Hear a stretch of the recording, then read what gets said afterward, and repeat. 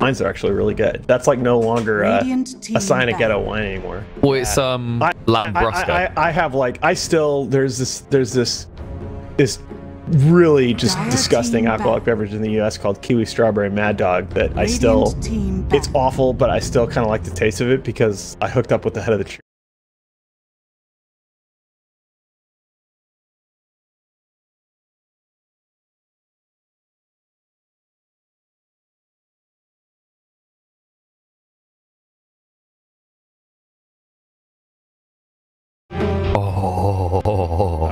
All right, I'm finding those next time.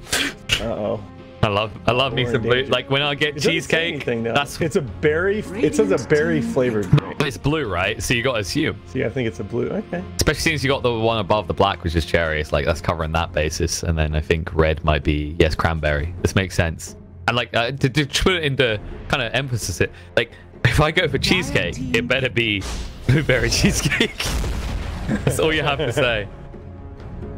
All right, let's get rid of it already. They're not taking any time. We're too used to watching other teams. Dire team pick. All right, let's go live in 5, 4, 3.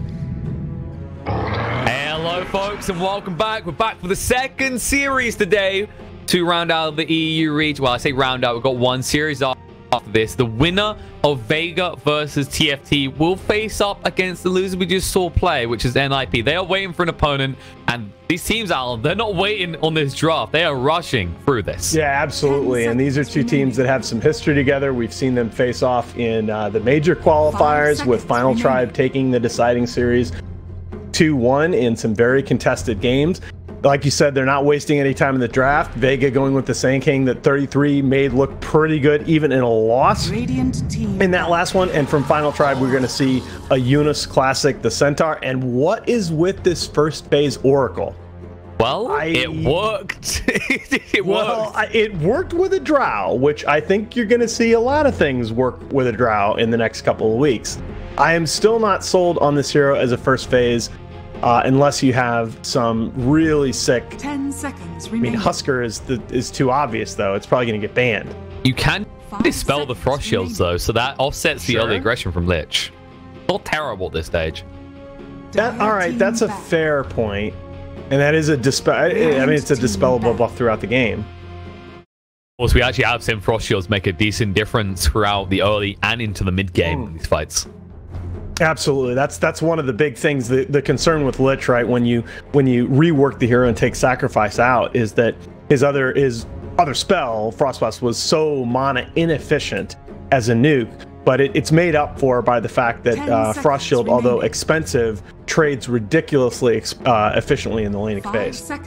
Well, it does. In fact, we do see that usually prioritization. Sometimes you get a point and gaze early, but usually it's focused around his first two abilities, his Frost Blast and the Frost Armor.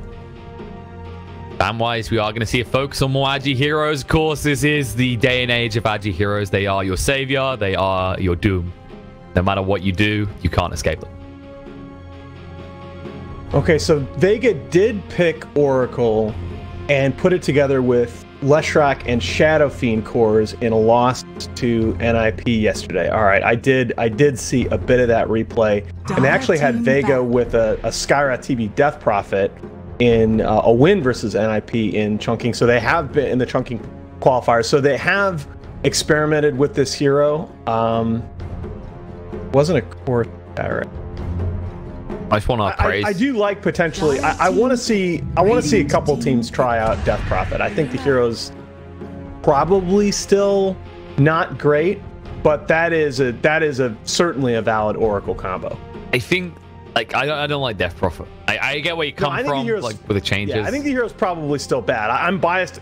It's one of the heroes that I learned Dota on, so I'm a little biased toward it. But I still think it's pretty bad in this patch, and I think it becomes worse with a hero like Luna that can potentially isolate and just eclipse you, even with the Ghost sub. I mean, I think Death Prophet in general just has this issue where you're kind of working around your ultimate. You want to use that to fight, but you also want to use it to push. And I mean, you've hit on this yourself a lot, Alan, with towers being like paper now. You don't really get as much value. It's not as hard to push for these towers. Exactly. You don't need a long cooldown ability to push, because you want to be able to transition out of that push directly into threatening another objective. And it's just one of those heroes. You see this a lot, actually. Death Prophet is one of those heroes that was so ubiquitous in the meta for so long. She got this sequence of nerfs where the cooldown on her ultimate was just being reduced a little bit, and then a little bit more, and then a little bit more. And by the time the meta moves against her, she ends up feeling really bad. Puck's a hero that's definitely coming back with the changes to coil, among other things. Definitely. You know, you remember the legendary $1 million coil. Well, much easier to pull off now, considering people can't TP, for example, when they're least. They can't blink. They can't do anything. And Tiny coming through. All right, that's one way to try to Avalanche. Yeah, you can. It's not Avalanche is not near the lockdown. Although I like strength cores with Luna. I think this is that Luna aura now, in addition to granting the damage, it just makes them feel even beefier as frontliners in that push. You know, it gives some protection as you now have those two big beefy guys with a stun on either side of the Luna as she's hitting the tower. It should also be highlighted that the Farm Tribes, they do have a support and a mid player that play the Tiny, and I think you're right. I like this as a support. Absolutely. I really like this as a support because Tiny plus Luna with the buff you said about, and then Centaur plus Lich, you can actually catch people that Frost Arm into Stomp. Absolutely. And okay, there's the DP, so we are going to see that combo. And, right. and the double silences, too. You know, the big, again, one thing that you always have to think about with a DP, especially when you're talking about pairing it with heroes like Puck and Sand King, is that Puck and Sand King, they have that mobility, right? DP is just, she gets a lot of movement speed, but she can still end up feeling very immobile against a lineup with a lot of lockdown, like TFT. So that you really need that Oracle to make her feel like she can stay in the fight. I feel like Vega needed that second strength pick to justify this as well, because of course with the Spirit Siphon, when you're up against heroes like Centaur and Tiny, you can stay alive. I am a little bit concerned about the potential disengage and re-engage with the Centaur gives, though. Well, and I also feel, though, like in addition to Centaur just ulting and them running away, that I now like Tiny a little bit more in the core role again, because if it's Tiny support, you're right, he can just be like a life battery to this DP if he's out of position in these fights at all. At least as a core, he levels fast, gets that blink dagger faster, and he can still threaten the DP with the burst from his combo. Definitely is looking like a draft that is fixating itself around what the Puck can do more than anything to set up the DP, to set up the Sand King right now. And the thing we actually haven't talked about when we see these picks is we know that Kezu can play the Puck. We've seen that already, but you've already got Sand King. So you just picked the Death Prophet. Who's going to be the support here? Oh, I mean, that's the thing when you're drafting as Kezu and you know you've got MNT in your back pocket. Like, this guy is, not only does he have a fairly broad hero pool, but he's high impact with so much of that pool. I have absolutely no hesitation putting him on a support Sand King. You know, you don't necessarily always want that Oracle in a hard 5 position. It's like we saw in the last game, it's a lot better as a 4 where you can pick up that Aether Lens. But again, you know, you have a lot of faith in your supports as Vega. Never know. Maybe we'll see a Puck support. I think that used to be a thing, in fairness, like a long time ago. I mean, you know, again, a lot of that was Z-Freak, and, you know, with Z-Freak, support anything can be a thing. But no, I saw a number of teams. There were a couple Chinese teams even that experimented with support Puck. Of course, that was in the old days, the old Orb of Venom that was stronger for these ranged heroes. Right. So you took that to buff you up because you didn't need as much regen due to your high damage, mobility. It made it very hard to trade with you. Yeah, I still feel like you want to right carry here as Vega. You need it. Like right now, you got damage to the ghosts, but other than that, it's just magic. Full magic. Man, Gyrocopter without Wisp is terrible. Bro, all of that. Okay. Now this, I've been waiting to see with the change of this guy now having a built-in shallow grave into his ultimate. I don't know about it. It's kind of cool. It feels like you might have gotten a little bit too, because again, it's cool that you can have the Oracle save onto the DP, and Troll effectively has the self save under certain circumstances, but you still don't have that much without really good games from the Puck and the Sand King, you still don't have that much lockdown when TFT just decide to run away. And from these saves. It should be pointed out, there is one thing to highlight here with the way the Trollworld Ultimate works. You're up against the Centaur here. Now, if you go for the engage and you ult and he stampedes, you're running after them. You actually can't control that. Yeah, you have to be seriously, and that applies to any hero, right? If you're locked onto somebody, it can function like a taunt, where you all of a sudden just get dragged back into that enemy line. I think that troll pick, I get it. A lot of the agi heroes that you would ordinarily want to pick there, like Lone Druid would have been perfect. Okay, but a lot of the agi heroes that you would have wanted to pick there are just off the board. But I just think it's a little bit too cute. I mean, I'm looking at this right. I'm trying to think with those changes as well. Like, okay, there's the tie coming. I was gonna say the other thing with Troll looking at this right now is, I mean, let's be fair. This was a big nerf losing the bash on the Troll and getting the net instead. That tie pick is actually really good. Like, I like it. You don't necessarily... Troll's going to get a BKB, fine. Death Prophet's going to get a BKB. But remember, with Tide now, it's not just about the Ravage. You're seeing these Solar Crest builds on Tidehunter. You're seeing even Deso built on Tidehunter, synergizing with the minus armor. And that's something that Death Prophet really... Death Prophet plays really badly with a lot of minus armor stacked on the other side. Mage, and this has been a problem.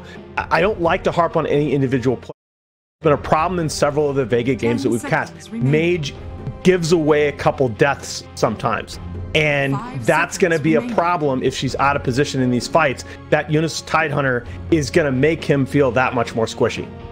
And another thing to look at here, because of that farm pick, the Tidehunter, the type items he now builds, he can build that Solar Crest. Yep. Maybe even Death Slayer. I'm looking at this right now, and with the changes to Troll especially, TFT's Roshan capabilities are much clearer.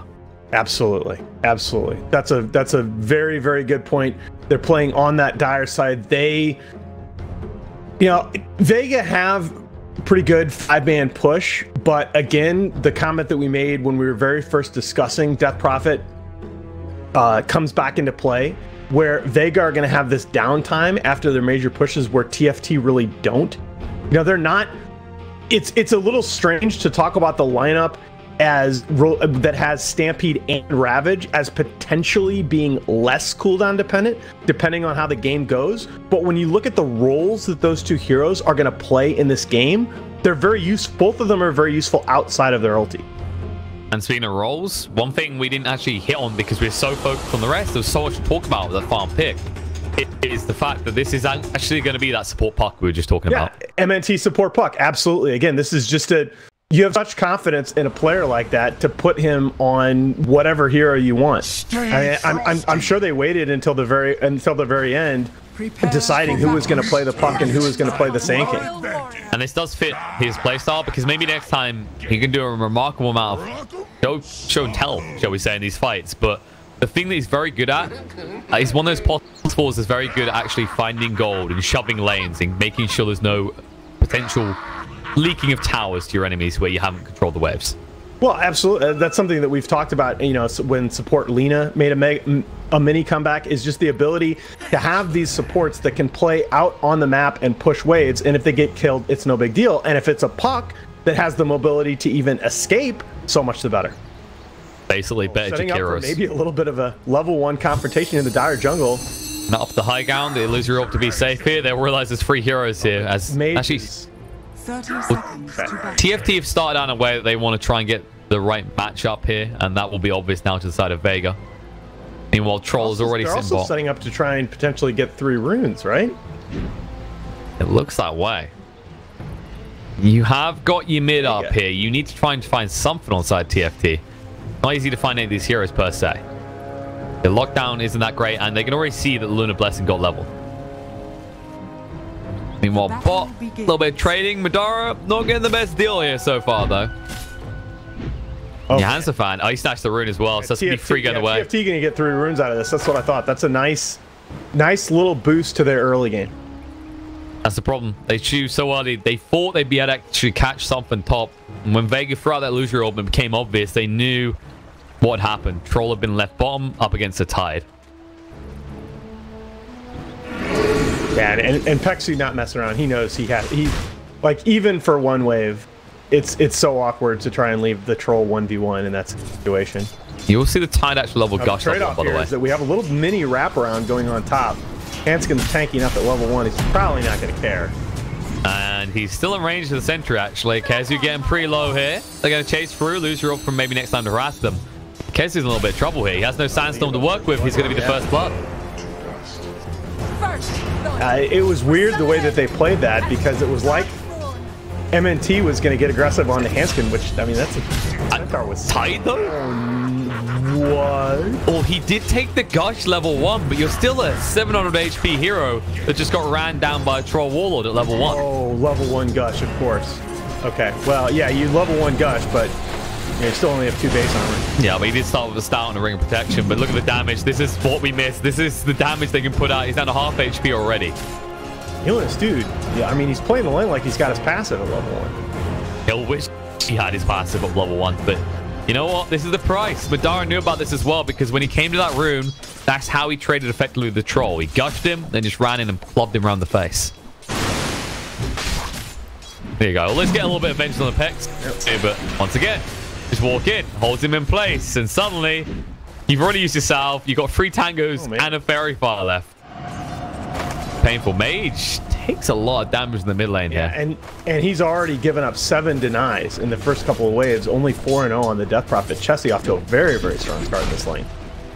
Looking pretty damn good. We were wondering how this is going to match up. We said Tiny as a support later on was actually going to help the Death Prophet in lane. Effective. And speaking of lanes, no. Okay. Peksu just enough mana to get that final Purifying Flames out will allow them to get the kill in the Tide. And a DD in the River has been found. Yeah, and ordinarily support getting a DD rune not that big a deal, but Oracle right clicks pretty hard. He's actually going to even think about Chessie is so far up here on low health. Nope, he's going to back off. He's going to get the courier? No. He wants it. The creep wave season though. Chessie, he knew what was happening, but they're going to go over onto him instead. I mean, you can't aggro that tower as an Oracle. Absolutely. I do want to restart the cooldown. There was a little call, but a little bit. All right, sounds good. Folks. Get us some more Alan going. Oh, jump. Alright, there we go. Let's give that another try, as Peksu, with the DD rune still active, is going to get a couple of right clicks here on the Yunus Tidehunter. He's just having a heck of a time. Who still doesn't have Kraken Shell, by the way. He went for a point in the Anchor Smash. This is rough. I'm not sure if you can continue to leave him alone. That's often what you're going to see when the Tide starts with Stout and Ring of Protection, is they're trying to put off that passive, but... Can he afford to in this type of lane? Getting a little low here. He'll be fine. He's fine. He can just sell. It's a puck. How do you kill him?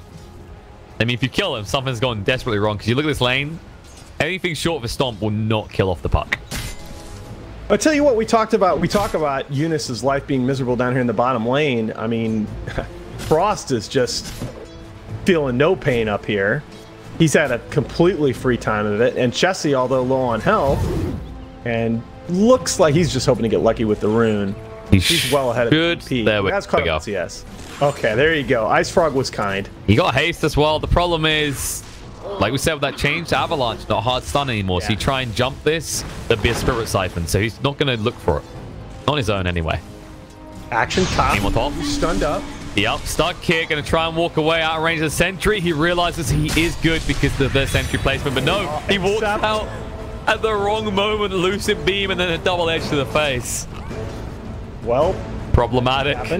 Very problematic right now. He's actually got less gold than the Tidehunter, who is being aggressed again, but has finally leveled his magic. Look, the haste rune, Chessie! He's going in to toss on the spot. Mage. He tried to toss farther back, but couldn't quite. Needs to be careful. Here, Chessie will be able to move away. No Spirit Siphons left, but he's getting too low on HP. It was an interesting play. He tried to toss him under the tower by the looks of it, but the creep wave was a little bit too close. Exactly. If those creeps, if he had a range creep further back, that'd have been a kill for sure. It's a nice try by Chessie there. Unfortunately, though, he's siphoned up and gets harassed himself. All of a sudden, Chessie is out of mana. Thinks of the shrine, knows he has to go use it regardless. Oh, Kezu's being threatened up here in the dire jungle again. Hanskin out of mana for a stomp. Okay. He'll dance his heart out. He's very, very close. We'll just harass out maybe next time. This is actually a good thing about the Centaur here is the puck maybe gets one hit out and then has to walk away every time. All right, units did have to pop back and use the shrine at level 3 as the offlaner at 5:30, and that, I mean, sometimes it happens. It's not a disaster, but you got to make your mid player aware that that's not available as a resource. It's pretty rough though, because you look at it right now, huge shrine advantage in the fact that Vega hasn't had to use either of the shrines at the 5-minute mark. Whereas inside of TFT, they've used both now. Hezu. All right, Hezu gonna come down and check on the rune here. It's making sure Tiny doesn't get that. That's actually big as well. He's still got an empty bottle. He's suffering a little bit, and Jansen fan coming in the rotation. The horn's been used by Mage. First exorcism here. Tide Hunter in a little bit of trouble. Spirit Siphon's on him. They need to move across quickly. Hanskin's going to be there. Stomp coming out. Frost Armor as well. Avalanche tossed in the air. Mage is gone. They counter the hole perfectly, and that is crippling for their mid on the side of Vega. Absolutely love it. I mean, I was going to say Death Prophet had just gotten 6, and she pops Exorcism under a lot of circumstances. You go, oh man, we were rotating on her, but they had 4 heroes to bring there, and it ends up being huge. That's the first Exorcism and a kill. It's gonna set her back hugely here. This is the one of those type of heroes that is based around that ult, and you need to claim a tower with the first usage. Instead, you help the Tide recover a little bit. Chessie's gonna be feeling more comfortable out this lane now. And he has got his wand as well, so he'll start to punish the spam that comes out from Mage. That's just, I owe Era a beer there. That's a really nice, crisp rotation on the side of TFT. That's something I love to see at that point in the game. And I'm just worried about these levels right now. I'm looking at Puck especially. Level 2. Vega are going to need a quick 6 here. Puck's not the one I'm worried about in this game, honestly. It's MNT. Like, he will find a way to contribute, guaranteed, in these fights. I worry about Kezu's progress has been set back in that lane. He's had to abandon. Valuna is free farming and... Don't worry about Madara, though. He's still finding kills as they dive the tower. There was a creep wave. They had all the justification in the world. Meanwhile, in the mid, they're going here. Mage, Stomp's going to connect. He needs some assistance quickly. Can they get across in time? The Purge will root them, but it's too late. The Frost Blast gets the kill. You know, as bad as they've been pooping on Jonas, I think the lack of progress from 2 out of 3 cores on the side of Vega Squadron is the thing that concerns me more in the game now. I'm worried about how much this troll can do as this goes on. I mean, we say this ult will be nice as Shallow Grave in itself, but they got the lockdown to hold you in place throughout the duration. Well, that's one of the things that when you have a new patch that you really need to watch these games for, is that I don't know enough right now, honestly, to assess what this troll's power curve is going to look like as we move through this game. Yeah, I'm going to be curious to see how's the flash farm ability of the hero. I mean, it should still be pretty good with the 2 Wraith Bands and Treads going into the jungle. Yeah, it hasn't changed too much. It will be a little bit slow, I think, with these type of builds, because the difference was you used to have Aquila, and that allowed you to just spam out with the Willing Axes constantly. And then you go to like level 15. It was kind of split. Some people like the further stacks. I was seeing a decent amount take the Willing Axes damage just to flash farm quick. Exactly. That's the thing, is a lot of these agi heroes for a couple patches now just functionally haven't had to worry about mana, and so it's going to take a while for these farming rotations to be optimized. And smoke the ability usage. Actually, like move around. Smoke play here, coming into the dire jungle, and Era's going to stack, so it should just net them a support. But if they can do these stacks after they get this kill, that's big economy damage. Era almost skirted away there.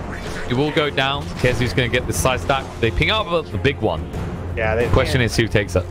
Yeah, I don't think they have enough material right now to come do this stack. They went for a long time. I mean, who would do it? Like, you look at the lineup right now. Right. That's the problem. With the magical resistance on some of them.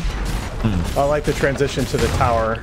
Chessie's here though. Gonna move with Boris trying. Chessie isn't there. Yeah, Chessie feeling pretty brave. He gets punished for it. That's a bit of a misplay.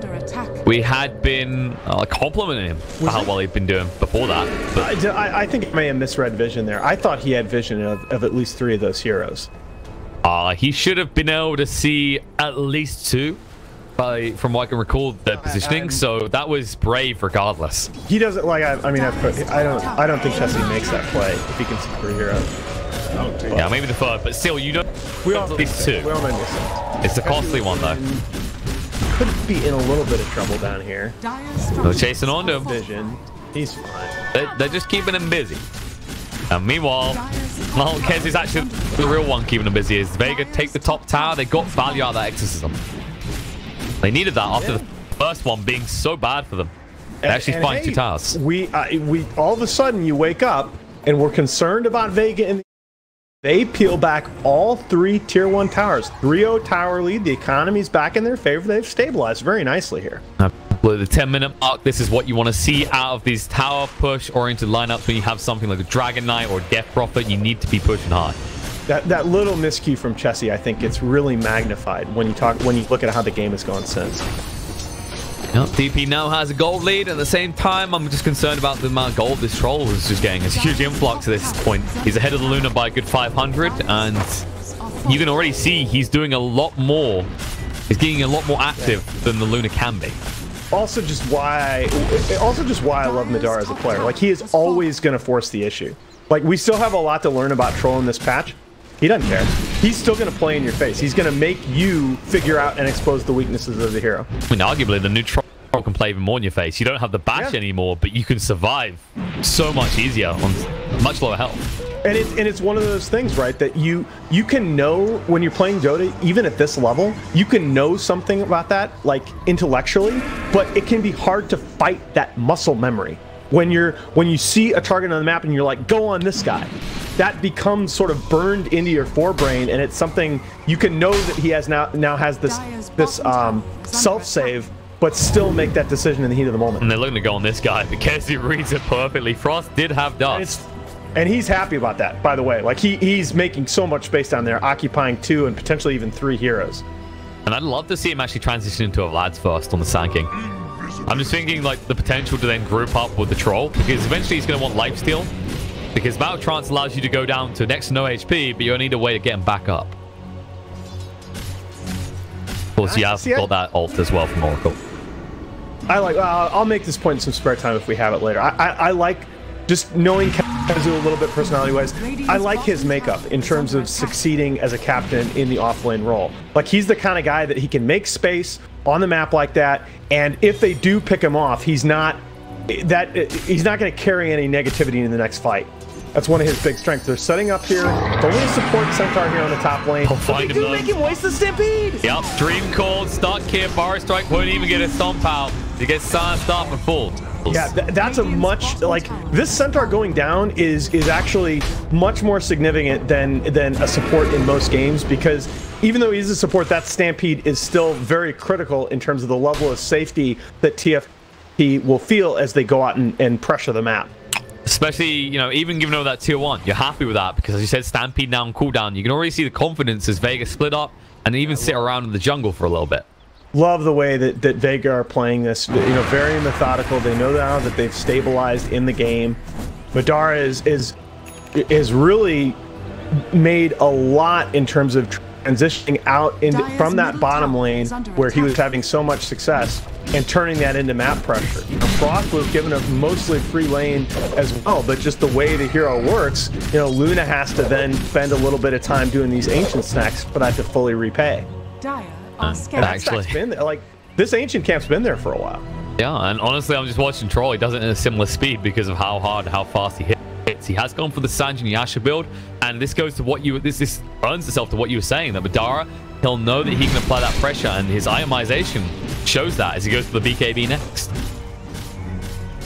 I always, if I'm drafting, right, I love picking an unknown for Madara in a situation like this, because I know he's just not going to care. He's not going to hesitate. We may not know exactly how to play this hero optimally, but it's Madara. He's going in.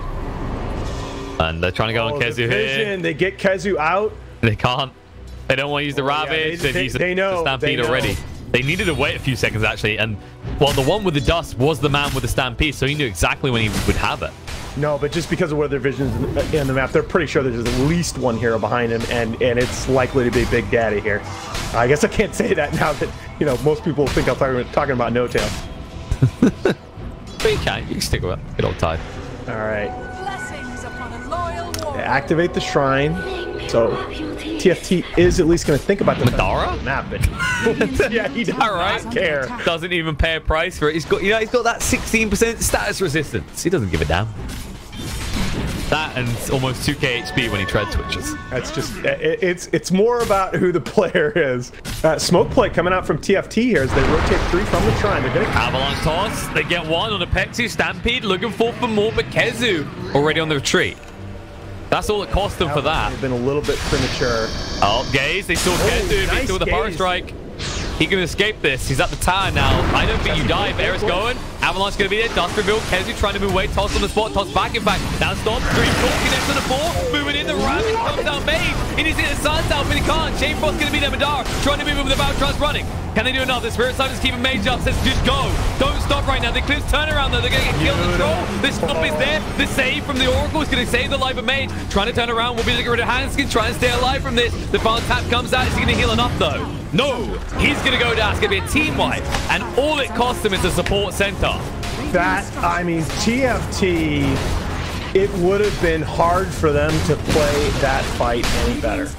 That was such good positioning from them there as a team, knowing exactly how Vega were going to approach that fight around their own tower. Man, it's good Dota.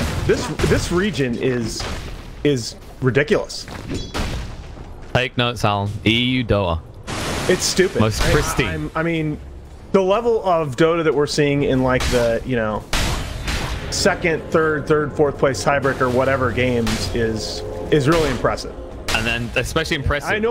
I know people don't like me being positive. I know you're supposed to be edgy. Yes. Sorry, you got. Haha. Well, you meant to like. I'm 41, by the way. You meant to say something mean and then push your glasses up. All right, you know how this works. Yeah. But no, one thing I really want to actually give credit to is Chessie, especially. Like he knows the limits of this hero. We know that, but do you see people play around the DD so well? Like he went for that 1 kill.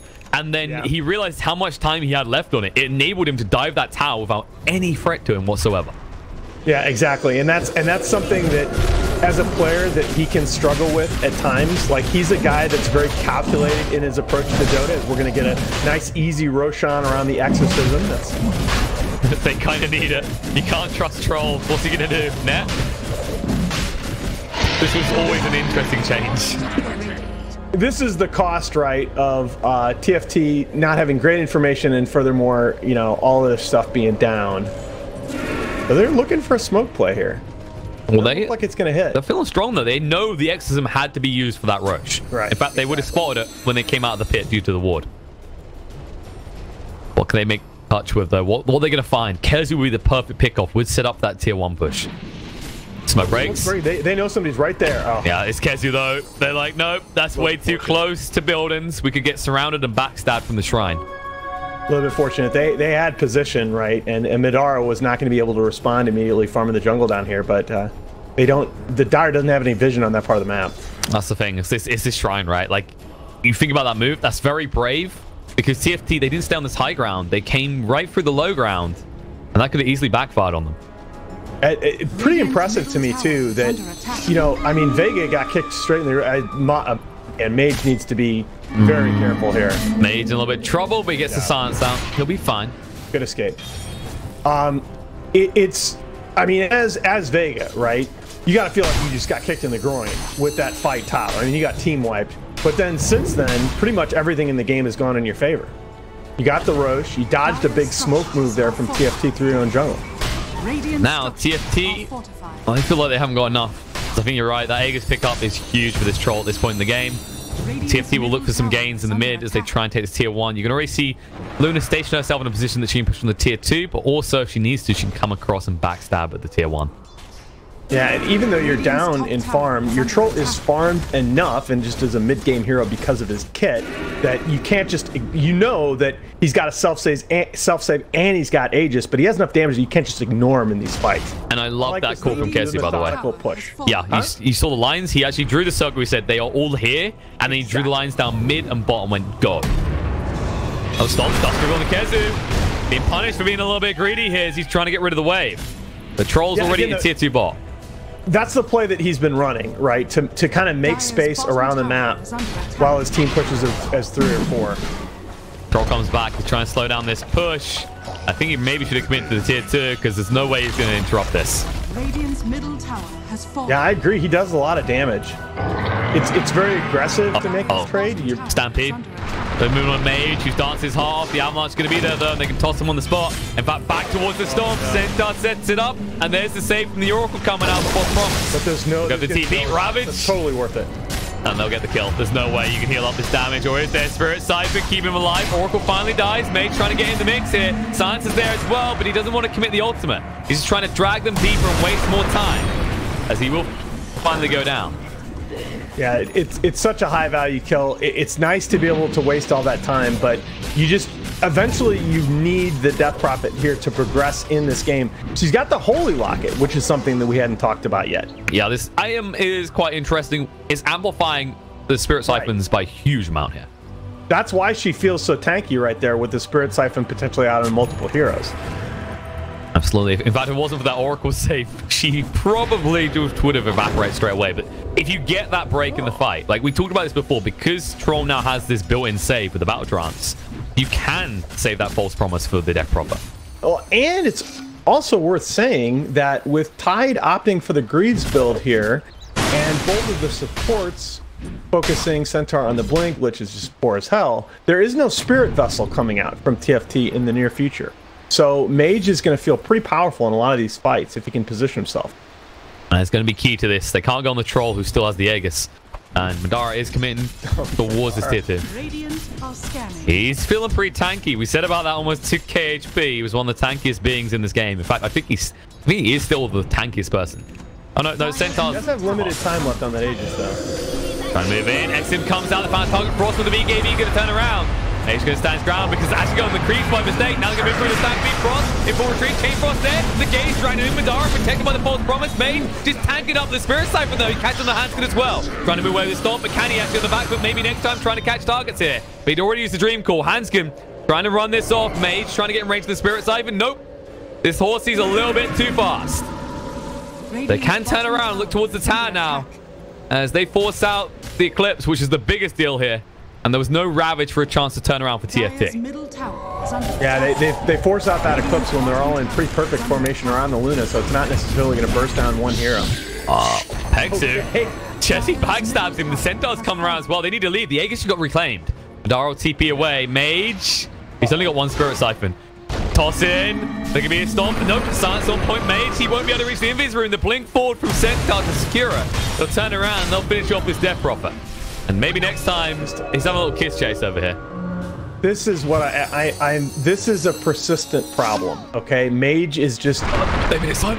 They're not huge misplays, but there are too many times in these games I'm seeing he's just giving up that extra kill. Another extra kill given up as Chessie was ready and waiting for that puck. Yeah, there's not much you do about that. Again, it's when you've got these heroes like Puck and Sand King and they're out in those positions just trying to make space on the map, you're going to give up kills to a Tiny. You're not necessarily upset about that. You're a lot more upset about Death Prophet giving up a kill on the disengage. At least you Troll live. Most crucial part right now is Madara in this game. He's going for that buff light next. It's going to give it a little bit of additional movement speed because of the Agi gains as well, which is going to benefit him with the Battle Trunks. Yeah, Psychopath running people down. When you hear analysts, right, before they're to talk about catch, right, people think about it being during these team fights when you initiate on somebody, can you finish the kill? But a lot of the time it's just, can you get that extra punishment kill after a failed push? That's a Stampede, just trying to retrieve it. Maybe next time moving forward, he has got the Dream Core. And again, but he doesn't see a target. It does. They're hunting around. Disengage, kind of the opposing forces when we're talking about games like this. Exactly. Like, she was just this big blink, you get right on top of someone, but it's also the pursuing element because the Stampede gets you out. But this Troll approaching max movement speed very quickly by the time we get to like level 20 and another item. Good luck. Okay. Yeah, this is one of those things I'm going to have to take like a few hours and just nerd out and make a movement speed chart because I think the fact that the movement speed disparities are getting so much greater, so much quicker in this patch in the mid game is, I think, having a big impact on a lot of these fights. I like this space push that TFT are setting up for. Vega's not necessarily ready for this. The toss the Tide Hunter pretty deep there. He's going for the Ravage play, buddy. For firing straight through. Just trying to stun him up to make sure he can't get a chance for it. You know, I mean, you this is like, thanks, guys. Just take a shot. What's the worst that could happen? You're tied. Worst case scenario, they get you down to half HP, Kraken Shell kicks in, and you ravage. Okay.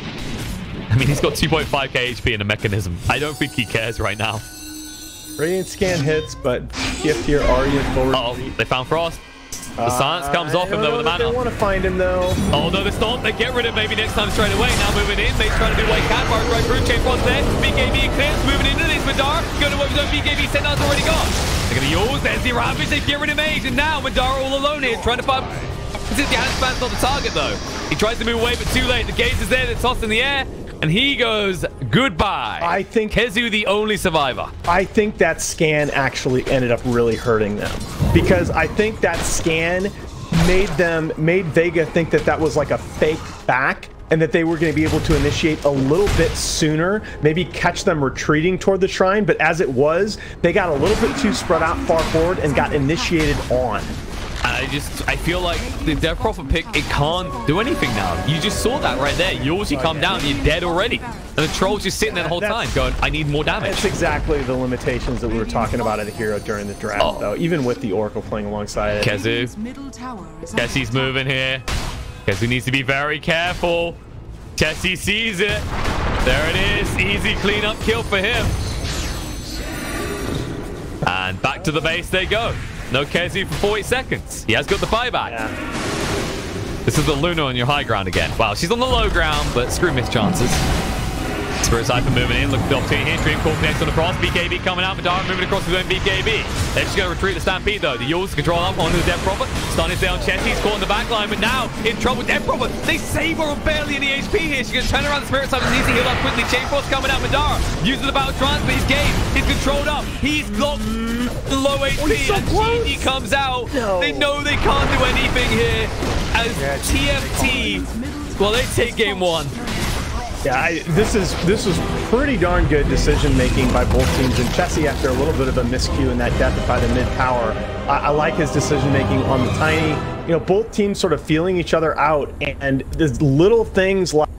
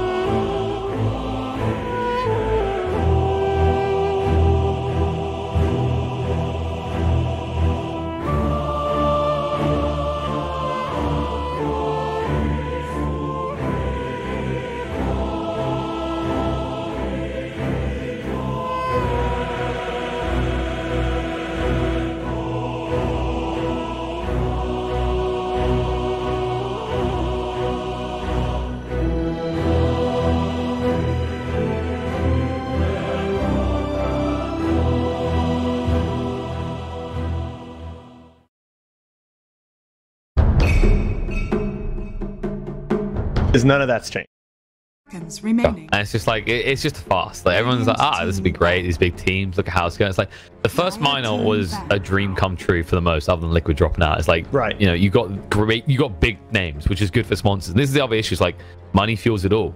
By the time we're on the third minor, and sponsors aren't going to put the money out anymore. Well, and that's the thing is that that's the point that several others in addition to me, I will not name names, made last year. They're like, who's going to want to run these minors? 10 seconds. And the response was, oh, well, we already have all these bids in. People clearly do want to host minors. And you just have to understand in esports, like, people are not forward looking. It's not do they want to host the minors before they see the first couple iterations. It's, you know, when the mid-season rolls around, are they still going to want to host minors, or are they just going to become a shit show?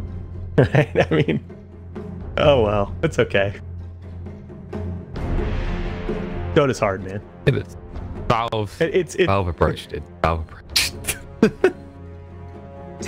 I mean, Valve are they are a remarkable company. They really are. They're so good at making games, but so unwilling to acknowledge that corporate structure makes it really hard to do a lot of other things. And it's a problem that so many other industries have experienced. It's not. We know this. I mean, it's why some companies, like especially you go 2, 3, 4 years back, they were like, what's the word? Offshoring the esports scene, right? Like MLG is a perfect example. Exactly. Well, I mean, MLG, like, I do think MLG might have come back to Dota if Activision hadn't happened. Yeah, but that's all right. I do miss them. I miss tear in your eye. Those were some of the best.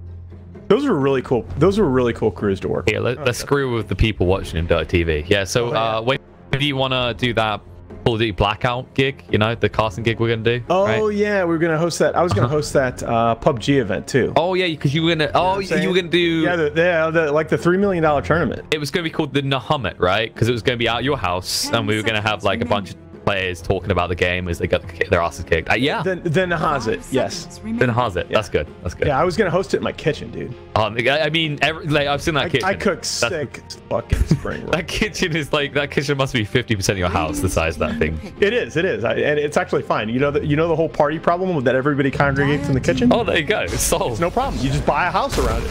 All right, we should probably do the Let's get Let's go live in 5, 4, 3.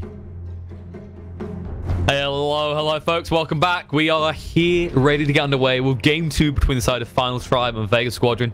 We're already underway with the draft, and Alan, this hero, everyone seems to love him. It's good old Santa Claus, and ironically in time for Christmas.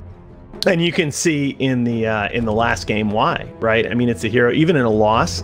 The rework to Sandstorm means that this hero can split push with just a little bit less risk than it did before. And that's just something, again, any amount of lane control that you can get from your 3 through 5 positions as the game goes on, particularly low risk lane control, being out on the map, is so valuable in terms of letting these cores be free to do whatever they want. If it always has to be the cores out there pushing lanes, subjecting themselves to the risk of ganks, that's where you get in serious trouble.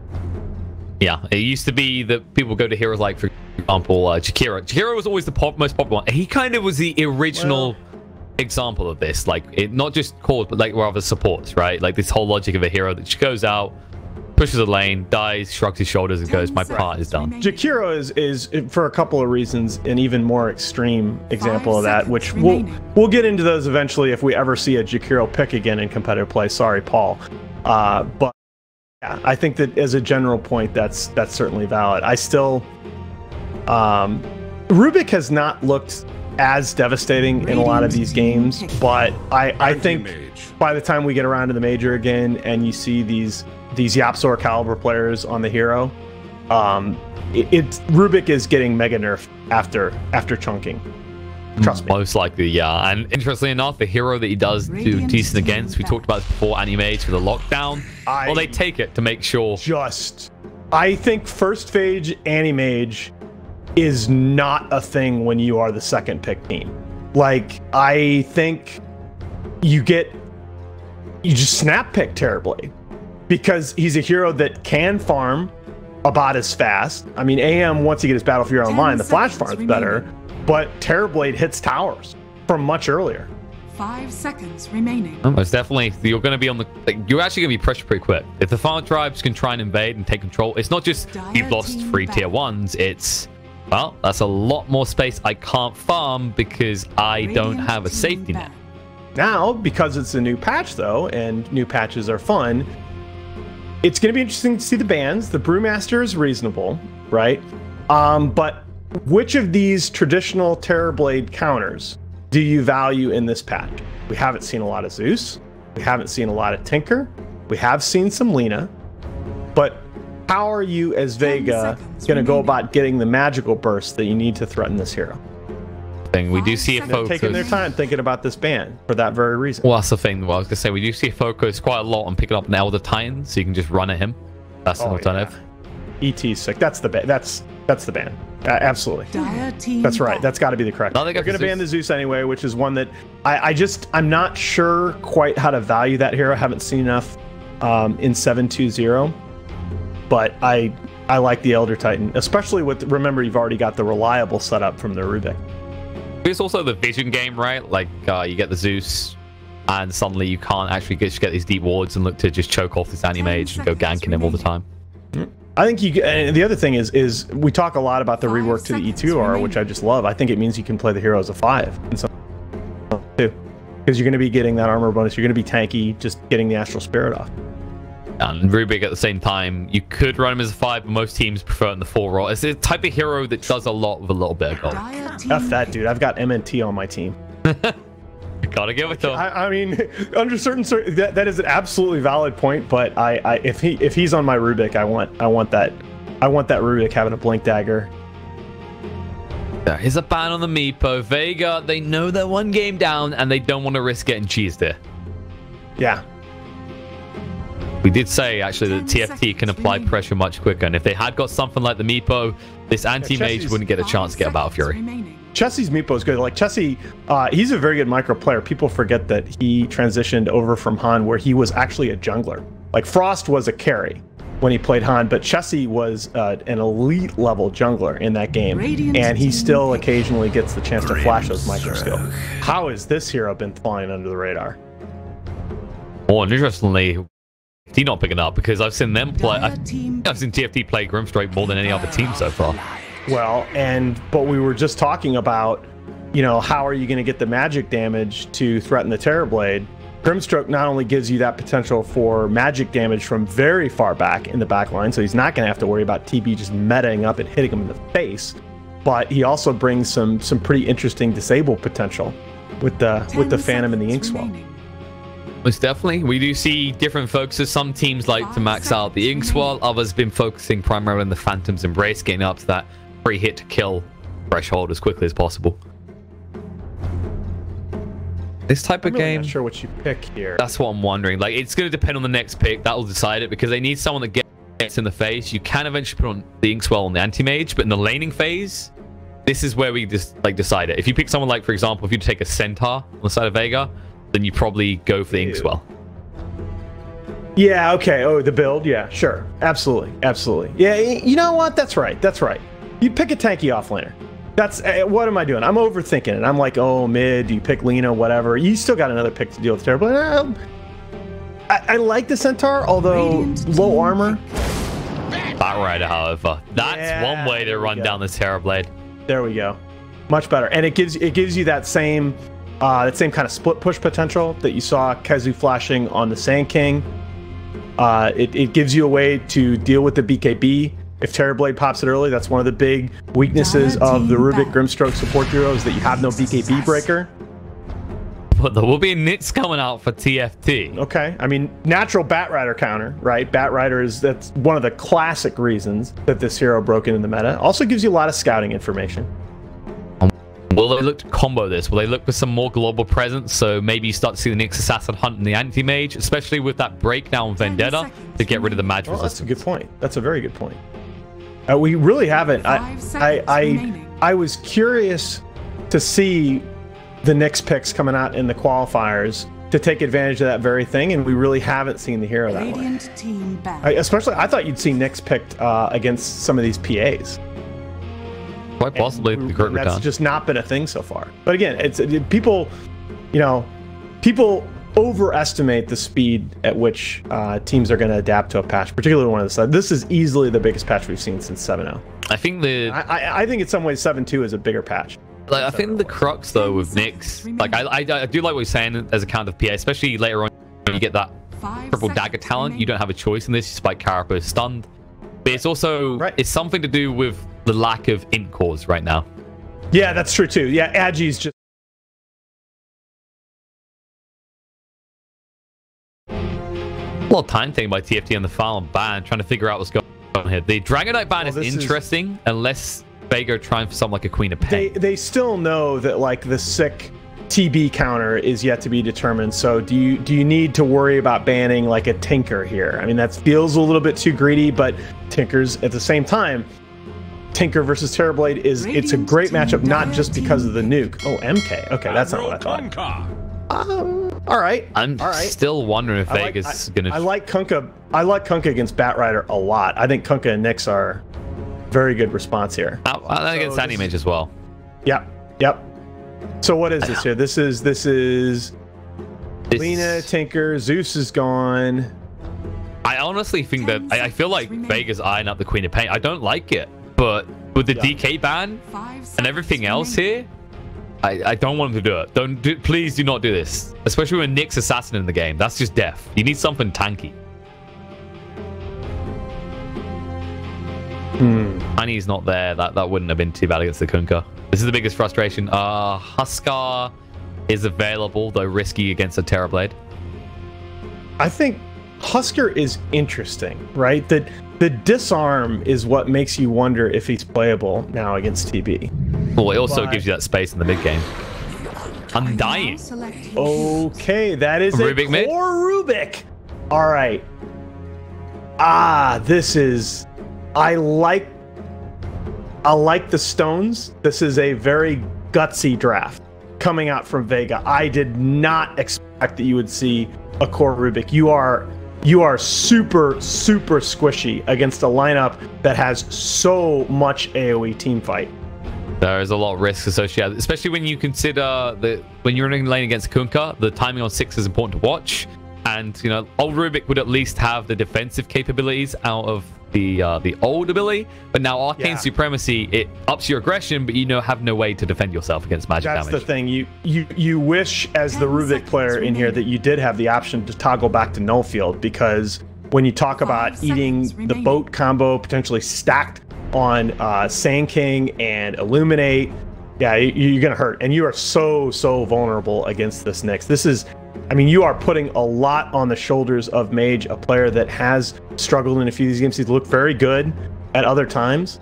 I mean, and he's got, like, he has the potential to be the best player on the map in this game. There's so much for him to steal, and there's so many ways that he can influence the fights if he gets ahead in this game. And I think he could even style on Chessie, right? I think this is a matchup that Rubik could absolutely crush, but it's so risky in the mid game. I think you're going to get roughed hard here, though. Like, because yes, you can see this as a skill matchup, but with the focus on these early stat items and Bracer giving magic resistance, especially, Kunkka's going to get less killable. Rubik's going to remain very killable. I mean, look at what we saw from Thompson, right, in the first series. I mean, this Kunkka tanks up so fast. But those are our lineups. We're ready to get underway. Vega, everything to fight for here. This has to work out if they want a chance to make it to the Bucharest Minor. Yeah, I just want to see Mage go off in this game because it would be very fun to watch. But I do think on paper TFT have the much stronger draft. No, I'm just concerned about this Nyx especially. You already highlighted that is as this game goes on, Mage is always going to be vulnerable. So you're always going to just, I think you put yourself in this state. I mean, it's always going that way with Anti-Mage where you just have to gank constantly. But it's going to be this choice. You're going to need to leave someone to defend the anti-mage, right? And it's not like a support Rubik where you can smoke up and roam around the map and you get your kills, and if you die in return, it's no big deal. I mean, you have to be able to get the kills and get out against this lineup, and that requires you to just... It really just requires you to get some kind of vision advantage in a game where you're playing against a Nyx assassin. Yeesh. And trying to be as silent as an assassin, the side of Vega will sneak into the jungle under the ruse of all those voice lines. That's what they were doing. They were covering the sound of their heroes moving around. Some of them don't need it because they fly or levitate, but other people have legs. Hansen's lingering down here. He'll be the only one revealing. It looks like Johansson fan is going to start in the safe lane. The scout out is top. Going to contest up top with Frost. That's interesting. So we might see TB versus AM head to head. Battle begins. Brother and brother, if you follow your old law. Eric gets the rune. Actually, really, I like that decision by TF. If that lane ends up materializing, I like that decision by TFT to force the issue, because if both of those heroes sort of get held back in farm, it's very much advantage TFT. Like Terrorblade doesn't need items to farm jungle, and he can still do tower damage even without items. And as a result, you're seeing Madara like, I'm out, guys. I'm out. He's most definitely. They got a gold reline, whereas all TFT needs is XP, and that is the resource that I'd say you could say gold's doing more abundancy with the change to denies, but XP, it's not like you're gonna get starved hard anymore. It's not the old deny system. Already, it looks like Chessie getting control of the creep wave, which means Mage is on the low ground. Sunka should do fine here. I'm fiending this mid lane hard because Mage really needs to get off to such a strong start in this game. I just think the ramp up is the worrying part. He has already got level 2, but that's just the creep wave size right now. Needs to try and starve Chessie out somehow, because if they both reach 6 at the same time, I don't think you can turn around on Chessie quick enough. There's too many things you need to steal. You need the X, you need the bow. You have to choose one. On top, Frost. Oh my god, he just went down. Pexu. Okay. Look at his health. He was down to 218. Oh yeah, look at that. He had 16 decay strength stolen there. Yeah, that's okay. That's gonna hurt, even though he lost one of those stacks. And he was metamorphed as well, so that is not good value out of the first metamorphosis for the TFT side. Yeah, you needed that as Vega. That's potentially changing early game momentum a lot. Is he already off to the... No, don't go to the jungle already. All right, we talk about TV jungle level 1. Yeah, I mean, shall we? He's like peace, man. He's off to the bot lane. It looks like they will try and switch this up after a little bit of aggression. A lot of aggression of Madara actually. Inkswell coming out. He might get a bait too, coming in from the side. No, not quite. And of course, Spike Carapace, you just saw it doesn't actually work against Inkswell there. And this is what they're going to do in this lane too, because Eunice was wrecking. Doing pretty well. Actually going to switch this up. Jonas to deal with the Bat Rider is a more interesting situation. You have to be careful to stick an napalm stacking, and you are a strength hero against an Undying. But look, they instantly switch. And this is why Frost walked all the way out, because now when he sees that coming, he can just TP away if need be. Yeah, he can TP away, but he's got to be careful not to get stacked up by the Bat Rider in the meantime. Problem is that Jonas did TP up here, so he'd have to actually walk. And your Sand King already has a lead. Do you really want to throw him under the bus is going to be the question, because he will be if he has to walk. Absolutely not. Especially since Jonas is that type of player we've seen time and time again pull through for TFT and do so much work. Definitely is a playmaker type offlaner. Yeah, that kill on Frost is so unfortunate for TFT, fortunate for Vega, because the passive laning phase, passive laning phase, which it otherwise has been, is very, very favorable to TFT. Absolutely. Metamorphosis is coming off cooldown of 15, but Kezu, he's probably a little bit too fast to ever catch here is the problem. Especially with the Inkswell on the Grimstroke. Check back on this mid lane because things are actually even. And this is kind of surprising. You have got the damage reduction that comes out from Mage. Yeah. But you'd expect more denies from Even is bad. I mean, that's the thing. Chessie does not need to take chances in this lane. If he trades evenly with Mage, He's doing his job. Hanskin. The team is very happy. Hansen's gone. They got 4 stacks of sticky napalm and ran him down with the Inkswell. There was no chance of survival. Meanwhile, Frost with level 2. Out of mana, but 2 megas in reserve. The desperate state of a Terrorblade. I mean, we usually see them go here level 3 or level 4. Yeah, when I say Terrorblade can farm jungle without items, I mean it like ideally at like level 5, sometimes a little bit earlier.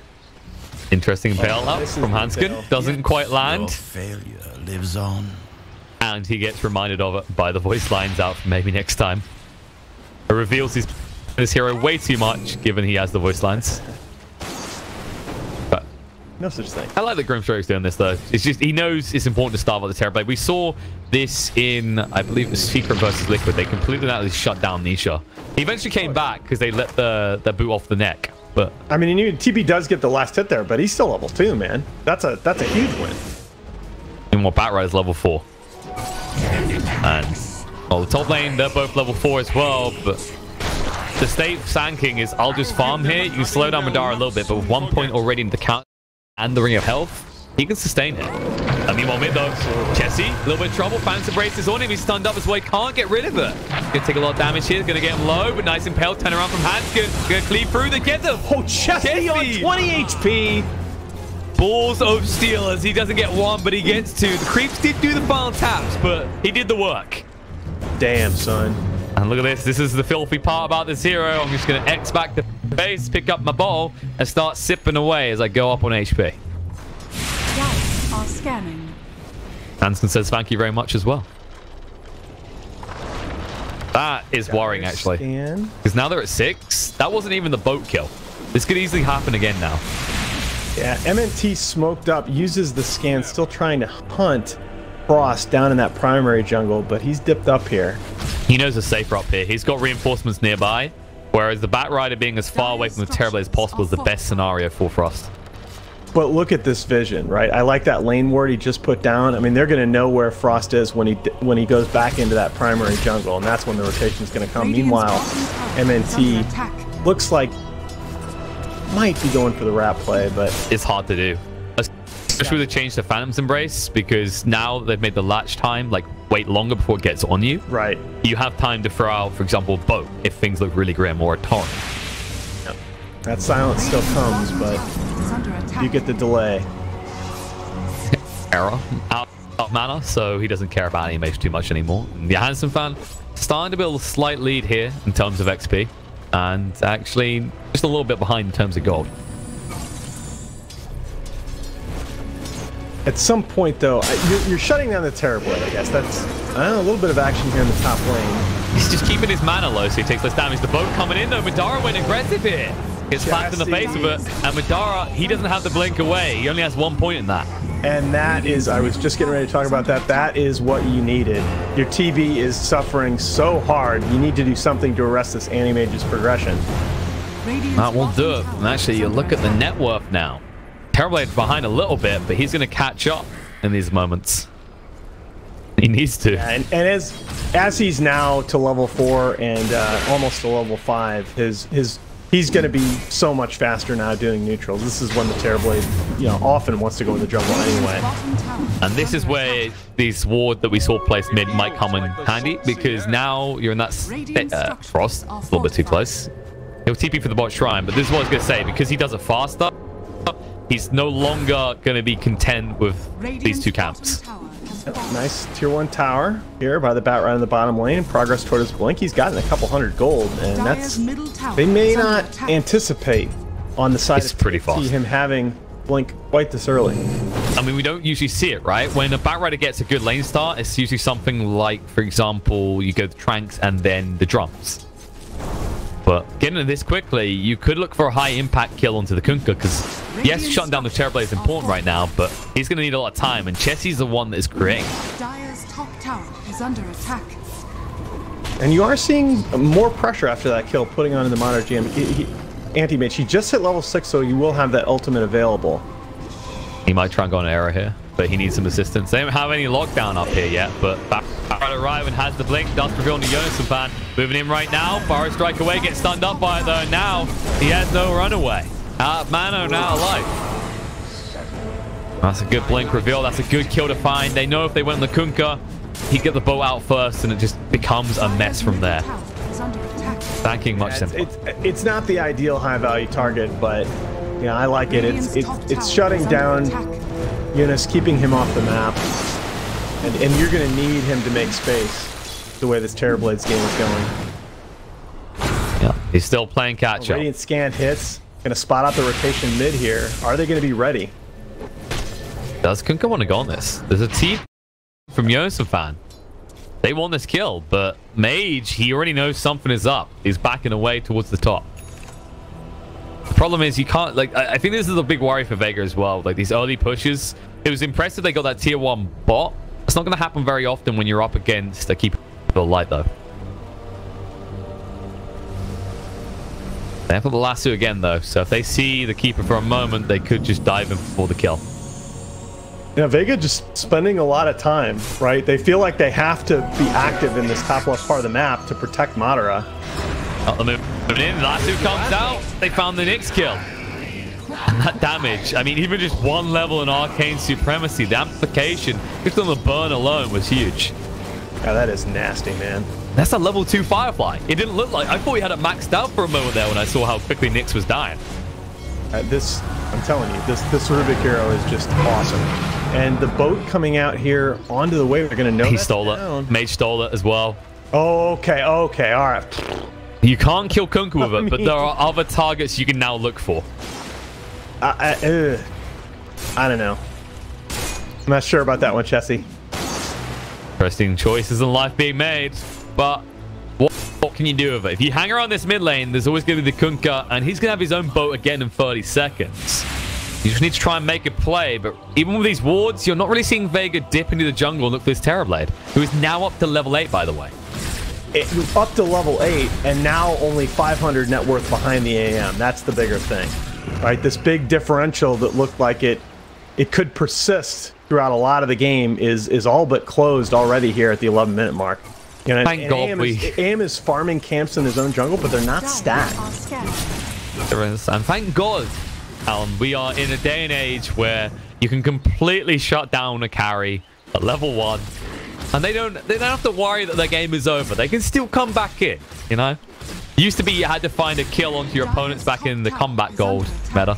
Now you just find a few. You had to actually do stuff? Yeah, you had to do stuff. Well, he's doing stuff. He's clicking through the jungle, all right? That takes a lot of finesse. All right, Hanskin spots out the rotation here. Sees it all. Gets his way in. He just uses his boat to push it out. The glyph has been thrown out, so they can keep on pushing. And now that you don't have the boat, TFT can't defend this tier 1. I'm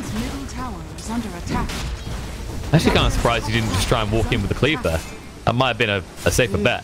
But he's a little bit worried because they knew about the Batrider. I mean, I'm still okay with this. You're still trading farm relatively evenly as TFT. Still about the TB. And when he can finally get involved in these pushes. Because, as you said, he's catching up the anti-mage. AM getting ever closer to that Battle Fury, at which point he will accelerate farm at a rapid pace. That's fine, but as long as TB is to the point where he's ready to hit towers before that Battle Fury is online, you're perfectly comfortable with that. I mean, I wouldn't have had a problem committing to that engagement as TFT there, but you're about to hit a point in the game where you're pretty strong, and you don't necessarily want to commit hugely to an engagement. But it looks like, oh no, they don't have vision for Hanskin here, and once again, Hanskin knows where all their heroes are. The dust reveal will achieve nothing here, as only half of them had their smoke broken. And now he knows Hanskin will go in for the kill on the Pex, who's stunned up. The bow is coming in to try and protect. Is it going to be enough? Pex who getting low. He's going to live. The stun and return to get rid of Nyx. Now the lasso on the side. Nice Ignis to interrupt everything. Epicenter has been activated. Yosaban trying to finish off Pexu, but he's so damn tanky with this new Autumn. The Flesh Golem doesn't keep him alive though as he goes down. And the Soulbite is fully defensive. They try and retreat. Nice use of the Spike Carapace coming out from Hanskin, and maybe next time you can say that about your escape plan because you're dead. Coddle ult shut down to the Batrider was very nice effort there. Could have been arguably even worse. It's also important that you do that because you went in on this blink so quickly on the Batrider, you're fully invested in the use of the lassos. You're not tanky enough to casually try and run people down with the risk of turnaround. No, he can't die here. He can't give up a death. Going some fan. They see him, but they see Mage as well. And he has given up that death despite Carapace connects on the Kezu's close enough to the high ground though. You can't position like that as a mid player at this point in the game. I mean, you know where their heroes are. That's just, it's a very careless decision, and he's too good a player for that. And we said they need to start pushing on the side of TFT, and they have. And it should also be pointed out that was before they even picked up the Dragon Lance, which was going to be a big power spike if the side of TFT had to fight. As a result, Frost back to the jungle will wait until he can go for another tower, and they'll probably eye up that tier 1 mid. Yeah. I mean, again, we don't want to criticize one player, but you need to understand the game situation a little bit better. This is a time where you need to kind of just be passively giving ground a little bit on your side of the map, trying not to lose too much. Your AM is farming. He's getting to that point where he's going to have the Battle Fury online. You know, you don't want to be the one walking into multiple enemy heroes there. And that's the thing. You kind of have to accept the stage that you're going to start losing towers. They're going to wait this out. Yes, they are. The break as well. The magic damage. It's got to be close. Oh, no. It's not even close. Not with that break. Lasso coming out. That's brave. Spike. Carapace, the double stun there. Soulbind silence is there. The Jesse doesn't even care though. She's going to stand his ground. So damn tanky now. The Will-O-Wisp is into effect. Then they get him. Kunkka's getting low. He's burned up pretty fast. Going to turn around. Takes maybe next time with him. He knows he's dead, but he's at least going to spit in their face as he dies. They're chasing. Can they find more? Epicenter being channeled by Yosefan moving in. Forest Strike doesn't connect, but Kezu, the Impale Stun is going to be there. Illuminate through will get him low. They'll find the kill, but they do give up Nyx, who's dead now for 55 seconds. Zankin getting low from the stolen spell. Trying to move across that shrine. Says, activate it right now. I need to live. He's got the Forest Strike available. Can they get the turnaround? Stun is there, and Pexu starts dancing his half as Frost is on his way, and Pexu knows it's time to abort as the Flesh Golem's running out. He'll get out just in time. Yeah, a little bit of overcommitment, and I mean, it's fun. This is exactly how I'm talking about Dota. You can know things intellectually, but in the heat of the moment, I mean, we even talked about, right, the break interaction with Animage, but you get initiated on there as Madara, and I'm like, man, where's this health going? That's the new Nyx assassin. That's where it's going, and this should have been a tanky Animage. He's going to feel confident. You can see those 3 points in the counter spell, which makes him feel like a god, even with a small health pool. And again, you know, he still ends up with enough money for his Battle Fury, but it just feels so bad to die as the Animage on the enemy side of the map right before you get your Battle Fury. And again, I just question the strategic decision making of Vega. This is it's not the time in the game that you're going to go for those moves. More better information. Question. Give up a death here top. Hanskin just going to move in, doesn't even need to do anything as Jesse finds the kill. But you know, you have to understand that you're playing into an Nyx assassin. They're going to have vision. I mean, he didn't even need the vision. He was just sitting on the wave. About the fight before that, yeah. You need to be in at least 2s because you know Kunkka has X. Kunkka is one of the best heroes for these single pickoffs in the mid game. Yeah. You already see they're starting to move in 2s. Mage accompanied by Pexu at all times, and actually they've got Kezu. It's safe to move through here. Yeah, Chessie's still playing this push top carefully, but they're going to end up with a good amount of passive pressure onto the Dire top tier 2 tower and still be able to rotate back and farm. And Frost's game just feels so easy now after that horrendous start. Does, and things are getting worse because, you know, Chessie getting down that last fight didn't matter because he took out the Animage. And he realized something. He went, hold on a sec. I only died because of magic damage and slow. So he's going for the BKB next, and well, you do have a means to pierce that by using the lasso, but then what do you do about the Terrorblade? It feels like a waste. You used to have a tower right there. Once upon a time. They're still playing this very careful on top, though. They don't know where Vega is.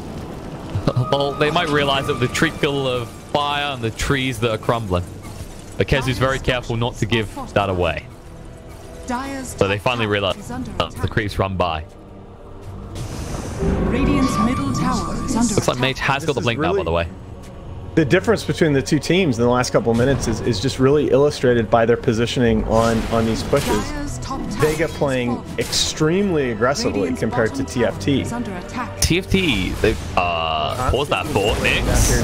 Down the bottom Dire jungle. It's just a support. It spots them all out. He knows they're all there. But what I was going to say is TFT, the way they're set up, like you look at the invasion of the jungle, They know the next few minutes they can go Roche, and they are positioned to do it. That is true. And you can see exactly the right on cue as you say that. Bring up that point. The dire scan into the Roche pit is going to hit Chessie right as he walks in on the back end, so they will know, and the TP's to the Shrine in response. So they see that. They had a ward that just spotted it, pings on the Chessie. I'll just back away. They will know the scan had to be used or there had to be vision, but with the D wards they placed in place, they'll know the scan is now on cooldown. Nicely read by TFT. Yeah, exactly. And we've talked about the importance of that ward to the upper right of the Roche pit as Radiant. So that is your 6th player, literally, at this point in the game when you're trying to make that Roche play. About as useful as a Treant, who's 5 levels behind. So, you know, yeah, 6th player, I'll agree. He actually gets wrong as well. Pexu looking for this. He's got one more sentry, one more guess. There's a point. You're a Treant hater, man. I know, I'm a big fan of Treant. I've been playing a little bit more since the change. The change is actually hilarious. All right, moving freely across trees. It's a poor man's brood mother. You never thought of it like that, did you? It's all right, dude. It's all right. Top episode. Mage, that is not all right. Jonas finding the solo pickoff. And look at the pigs. They get Roche right now. Again, it's just Mage getting caught out. It's just happening too much. That's a little bit more understandable, but it's still not great. And still, you knew the state you were in. It was pretty obvious to TFT if they could get a pick off, they could go in the Roche pit. As we said, the scan already expended and it was clear as day. And Hanskin's just sitting up here, right, waiting for Vendetta to come back. He's feeling ballsy. His team is close enough by. Absolutely no threat right now. Like, it's unapproachable. You can't really initiate on the Nyx, but at the same time, if you don't as the Batrider, there's always that Spike Carapace concern. I love Eunice like, there's a bounty rune here, guys. That's okay. Nah, it's okay. I don't think that dire team's picking that one up anytime soon. Madara's home is the bot lane, as we've seen for quite a while now. This is the best defense, too, is making TFT commit and sacrifice at least a little bit of tier 3 chip damage if they continue to play on the dire side of the map. Although, look at the hunt. Hanskin, he's going to punish the greed. This is bad. There it is. They can actually get the boat coming in. The torrent there as well. The X on him, make sure Madara can't get away. There's the bar strike, locked him in place. They'll draw him back. Madara, he's going to get away. Caustic Finale's going to get him low. Go for the TP, and they can't get him. No, the wrong with the torrent misses by like an inch. Oh, Jesse. And that was because Hanskin, he started off with the stun. He did not start with the Vendetta. Right. So the break, it's exact. Good catch. This is exactly what I was about to point out. The break didn't apply. I don't think he had a. I don't think he saw which one was real was the problem. So he didn't want to take a guess or a gamble. As I was, I still think you can time the torrent there. That's what I was thinking. I thought he was going to go for that, but I think they were worried about how quickly Madara is clearing the camp, and after that he just moves on out of range. Yeah, hindsight's always 20/20. What ifs? Uh oh. What if Kezi didn't get stunned? They're not going to go on him, but now they know Nyx is here. They've got 3 in position on the backside. They're looking on to Chessie. Chessie needs to be a little... He's got BKB, though. He'll activate it and walk away. He doesn't want to dance with this. They dust. They thought Nyx was nearby, but Hanskin read this perfectly. He's going to look to cut the creep wave. Make sure they can't push for a tier 2. Meanwhile, speaking of tier 2s in the bot lane, Frost will continue with his Illusion Army. Yeah, and Mage needs to be careful here. Is this going to happen again? Oh, Is Might? No, he's going to blink away. He wanted to pass the epicenter and then go. All right. Mage to be... Okay, this is... I don't know. This is aggressive Rubik feeling like he needs to find kills, right? It is. It is. That's to be fair, it's just so easy to press at this point because you know what your draft looks like compared to the enemy team. You know it's on you to make a bunch of plays, and the game just hasn't gone that direction so far. I mean, you're barely ahead of your own Batrider and farm, and the smoke play coming out behind Frost here. And Vendetta activated. They might look towards this Animage, but Sentry's already going down. As Madara did show in the mid, they read that actually they might go hunting for him. Maybe next time, however, that's an easier target. Hanskin does get revealed. The pings come out. Well, no, he's not pursuing though. This high ground is the best defense Vega has right now because it is an Enigma wrapped up in a mystery for the side. Oh, Farm Drive. Here. Nope. No touchy though. The ult's coming into effect and good use for Mage right there. He knows if he goes down first, the floodgate's open. Dire's middle All the while, tower is under attack. Frost is kind of good.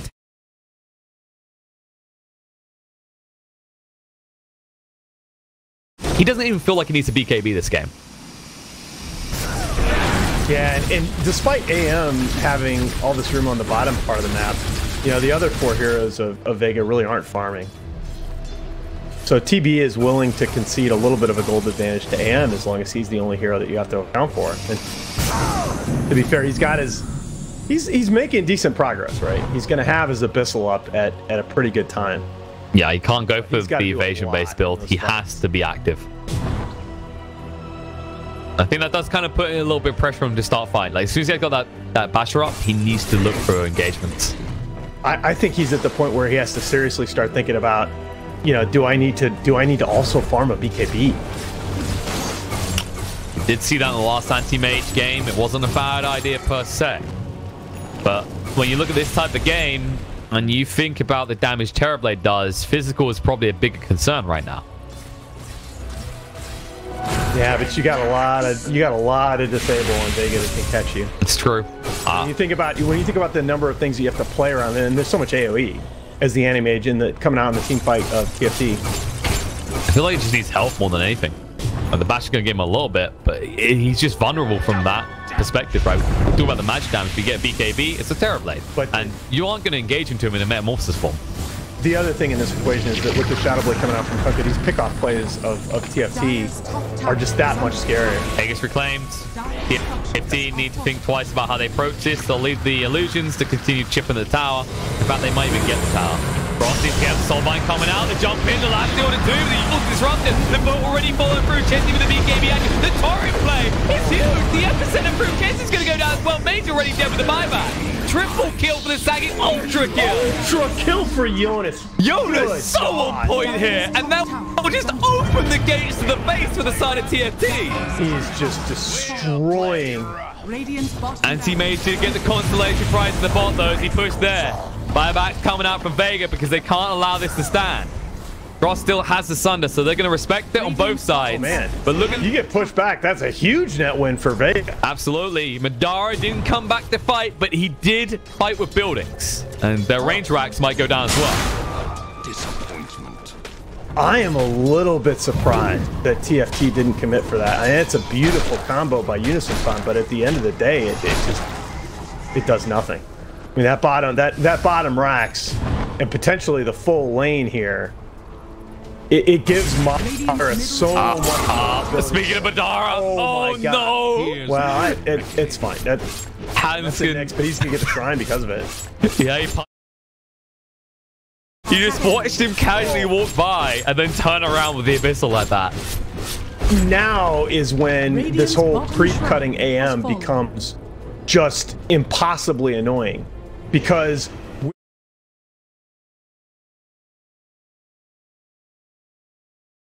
it's going to be annoying for TFT to push on the dire side of the map. That it becomes a lot harder than it was before that exchange.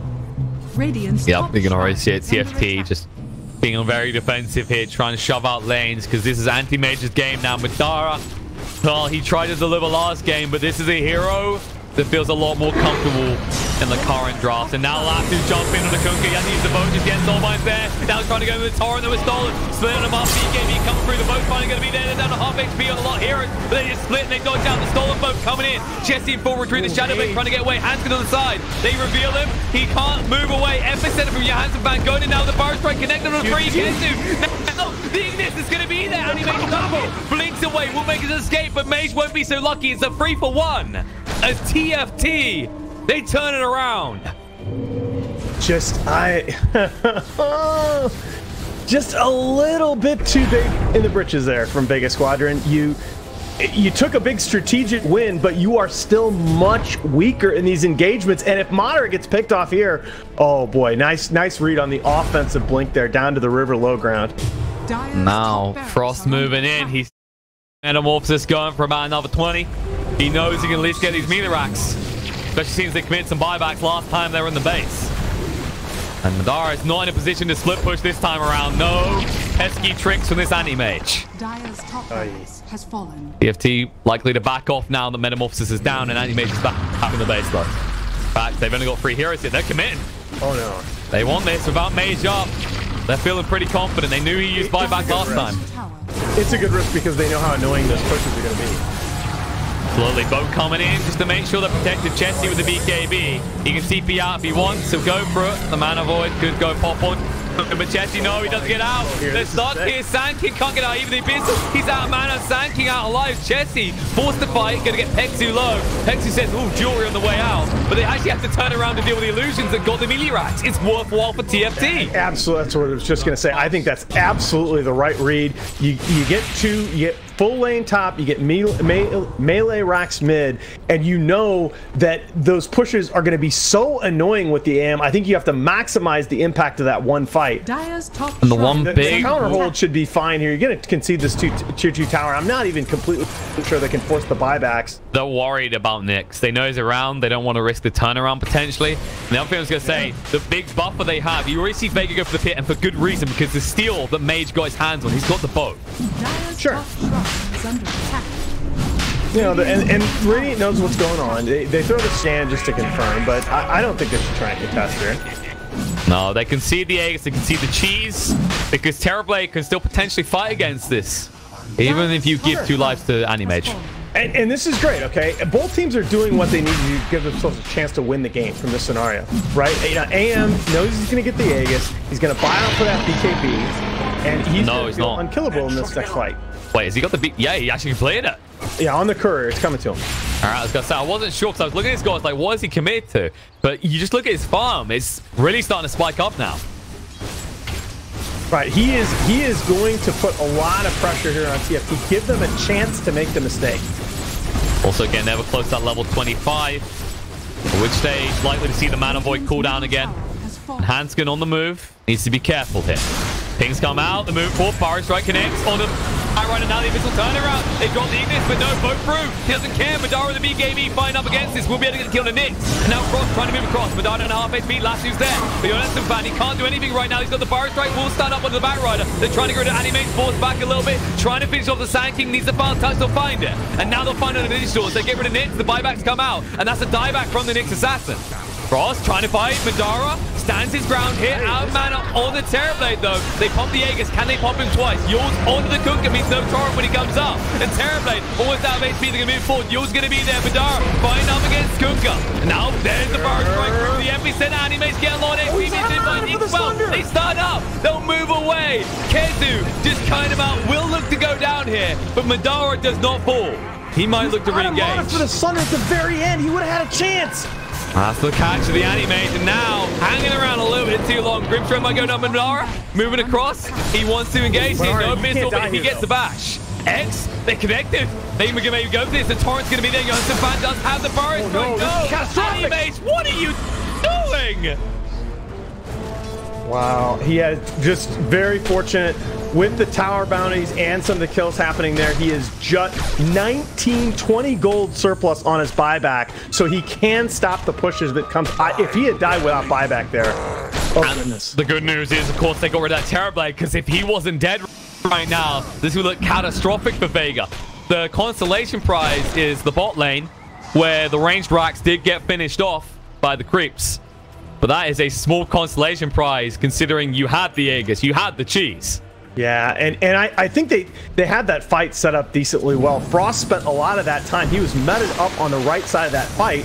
And, I mean, he bursted down the Undying immediately, but then he spent a lot of time just trying to walk to the left side to get in range of the Madara Animage. But Chessie had a lot of mobility throughout the fight. The Sand King, Coddle makes you focus onto that Will-O-Wisp so that even if it dies, you get a little bit of time from that. And Coddle will be much more scary at this rate. He's queued up the refresher and he's not far away from it. I love it. I'll get rid of these shrines, these pesky shrines, to make sure that Vega, they start to feel the walls closing in. And this is a nominal, at least 5-position Coddle. He has not had the kind of farm priority that you often see given to these keepers throughout most of this game. Still making pretty good progress. Absolutely. You already see from the charts. Look at that swing around off the back of that last fight. TFT looked like they were going to lose their lead, and they take it straight back almost instantly from the side of Vega. Items next. What do you look at right now? Because Chessie's continuing on this big crit build. I wouldn't mind seeing a halberd at some point just to deal with Madara, because right now, that's the only right clicker. Yeah, I mean, they're doing a pretty good job, it's got to be said, playing around the counterspell active from this AM. They have enough disable that they've been stunning him up, especially on the pickoffs, but also to some extent in the fights, just stunning him up and waiting. So I was gonna say, you get that halberd, you got to worry about the active, but they're dealing with that fairly successfully, and so I think I agree with that comment. And when you look at the scenario as well, the BKB being chosen by Anti-Mage, it's the right choice, but because he's committed to it first, he's already used one big charge. I mean, we don't usually talk about it too much these days, but it is a big deal when you get those BKB charges down to like the 6-second mark. All right, so smoke out coming from their own smoke coming out from their own base by Vega, and it's just it's a play that you feel you have to make, but it is a very low percentage play. It's much easier to read, and it's much easier for the enemy team to just play on the other side of the map. And they had to do it from the base as well, because after that last fight, you don't know where TFT have vision because they got out on the map. That's the red, but they have to go deal with it. Like, it's obvious because of bot. Like, the Terrorblade illusion just almost took a tier 2 for nothing. I mean, you know, and this is what you're going to see so much of the time, is the counter smoke coming delayed and has the potential to catch Vega as they're coming in formation out of this pickoff attempt. I mean, more than just that, like, it's what they're doing. Already on the board. I was going to say, it's what they're doing when they come out, right? Because that's when you're like, okay, we need to split up a little bit because we just lost a lot of time on gaining gold. You already see Madara moving top. Danger time here for Vega. They're just trying to make it back to their base. TFT suddenly have the upper hand. They're going to choke them off here. And there's no rush. Roche is potentially up in 2.5 minutes. The Foul Tribe are in a comfortable position right now. Oh, that's understating the case. I mean, I know, guys, it's only a 6K, 5K now net worth advantage for the side of Final Tribe, but it's just looking more and more like it's going to be Anti-Mage versus the world for the rest of this match. That's the thing I was going to say. You look at the net worth distribution. I mean, you're getting a lot on this Grimstroke, I'll give you that. This is the other issue, right? This hero feels a bit weird when he gets a big bulk of gold. He's got a GPM talent. And this is why it's okay he has it, is there's not this big giant pickup that makes all the difference. It's not like there's an Ags, for example, that most supports would have. And you look at both Batrider and Mage, as Rubik, are trying to make progress toward that BKB. They understand the impact of this potential double coddle ult coming out in these fights. And the problem is that coddle double ult is already going to be there before you have your BKBs, as he bought out on this. Exactly. I think that's the right play. Dire's bottom tower has fallen. You're gonna get a lot of gold just from structures. You saw what happened to the Anti-Mages. He was able to make it back in the course of a couple of engagements. So frickin' Lutely and Jesse just trying to keep buyback as he heads towards that Daedalus. You can't understate the damage that's going to do when you consider how squishy a lot of these heroes remain on the side of Vega. Exactly, and that's true of the cores. That's the result of the cores being underfarmed. I mean, Rubik and Batrider both sitting around 2k HP with you know, 10 or 11 armor after all is told. Even the Anti-Mage not gonna stand up. Like, you look at the Anti-Mage as well. His build is full damage. It's not something like a, you know, a Skadi or a Heart or something to just bulk him up. And I think it has to be. I mean, they need to get a good jump, initiate the team fight on their own terms, and hope for some really flashy play by Mage. That's what we said about their draft in the beginning, so that Madara can do his thing. I actually like this Kyle and Sanj on Yosen fan. Never run out of mana, quick across the map, and like, especially when you consider the break on the Anti-Mage, not bad idea to amp up the damage. No, it's just really nice utility. You're going to see this item. We already have seen it a lot, and you're going to see it more and more as a sort of earlier part of the late game item on these tanky offlane carries. Sorry, tanky offlane strength heroes. Interesting to see if they actually get a Vlad soon, because that's something I've noticed they still don't have. And with Terrorblade on your lineup, could be pretty damn handy here. It's not, you can't really say he's going to get a Sunder in these fights, not against an Anti-Mage. Yeah, still, though, I agree, and I like the Vlad's builds that we're seeing from a ton of offlaners, but I here by the Yunus Sand King, I think has done a lot of work for them in this game. And he will be going for Lincoln's next because he understands that while he might not get Vlad's and the life still over to the Terrorblade, he can protect him with the Lincolns. X on a Pex, he will drop the Tombstone. They actually commit here, the bow's going in. And now FZ channeled up, moving through the Burrow Strike, does connect on the mage, can get down to half HP, gets him super low, in fact, Yules to protect himself. Gonna try and turn around. Now the last two drag Terrorblade across. But Madara, he can't stay close enough. He just wants to get rid of Terrorblade. Now he's on the low ground. Madara can take over here. Hanskin's gonna go down. Chess gonna be chased onto. Can they get the back? Yes, they can. First hit, Chakra will give full mana to Chess if he needs to back away on the back foot. They're still looking to just dance around Frost here. The buyback's coming out on both sides. There's a Sunder. Eris says, take my health and fight on. Chessy gonna get low, but he's alive with the armlet toggles. Madara doesn't find the pickoff, gonna go in to try and finish. The back is there. He will be able to get it. Will he head for more is the question. On the side, you will finally see Grimstroke go down in this retracted fight. It's evening up a little bit here. Sand King getting low. They will back him once more. Madara, this RNG. Now they're going to go in. Ignis is down. Pexu locked in place. Can they get him? Yes, they can. And Animate, he's out of mana. No! He has no way out of this. Madara, the mischance is working in his favor, but not for long. Inkswell, Yules to try and protect. Won't matter though. He's got the mana now, but there's the mana burn again. They get him, they bring him down. That is the most important kill you can find here. And Roche is up. Yeah, and I mean, Mage was down to like 20% HP so early. It was a very nice play by Eunice to get the epicenter. Almost ended up being only on him, but that's absolutely fine. You take what's in theory supposed to be the 2 position just out of that fight for Vega. There was really nothing he could do while the rest of the cores are just duking it out. And more importantly, like you mentioned, that epicenter almost didn't connect. You saw how close the Burrow Strike was to missing. That was clutch. Yeah, absolutely. And even with the Ignises coming in, you know, not that timely in that fight. The second one was a little bit late there, but didn't matter. TFT just have more heroes farmed in this game. That's what it comes down to sometimes in these fights. And that fight dragged out so long, by the way. The epicenter is back off cooldown. So Vega can't even try and commit to the pit of that buyback on the anti-mage. They just had to use it to make sure that TFT aren't the ones going in. Actually, no, Madara's going in right now. They can't let it stand, though. They have to intercept. But they don't. They have got the Metamorphosis. No, they're just not in position. Chessie is way down here. He does not have a blink. Moving across now. So pretty slow. They have to play this Interlude. Madara only wanted Epicenter being channeled up. No, he gets disrupted, getting in too late. Now the stuns are going to be there though on the anime. The bow as well. Can they do enough damage here? They're going to get down to half HP, but now he's going to turn around a bit on the Terrorblade. He's not doing enough damage though. TV can stand his ground. Kenji trying to cause anarchy here. Madara's own B game again, keep it alive. Chessie, he snatches the Aegis though. He picks up the refresher shot and the cheese. He gets it all. Buyback's coming out. They want to fight and protect Chessie here. They'll get rid of the Undying first. And Ignis zones out the rest of Vega. They do not get the advantage they're looking for. They at least force the buyback on the TB.